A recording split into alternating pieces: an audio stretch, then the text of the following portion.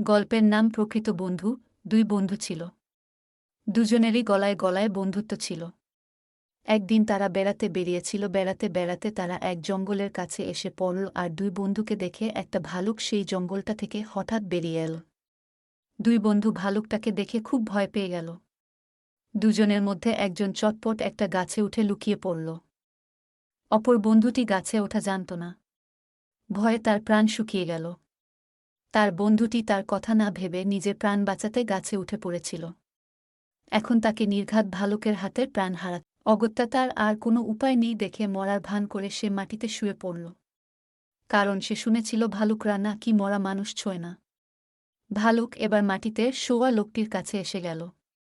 লোকটি তখন নিঃশ্বাস বন্ধ করে মরার মতো সেখানে পড়ে রইল। ভালুকটি কিছুক্ষণ শোকার পর লোকটাকে মরা মনে করে সেখান থেকে চলে গেল। ভালুকটা চলে যেতেই যে বন্ধুটি গাছে উঠে লুকিয়েছিল সে গাছ থেকে নেমে এসে বন্ধুকে জিজ্ঞাসা করলে, ভালুকটা তোমার কানে কানে কি যেন বলে গেল? কি বলল ভাই? বন্ধুটি চটপট উত্তর দিল, ও বলে গেল যে বন্ধু তোমাকে বিপদের মুখে ফেলে পালায় তাকে আর কোনোদিন বিশ্বাস করো না। তার সঙ্গে বেড়াতে বেরিও না। এ গল্প থেকে আমরা যে শিক্ষা পেলাম তা হল, বিপদেই প্রকৃত বন্ধুর পরিচয় পাওয়া যায়।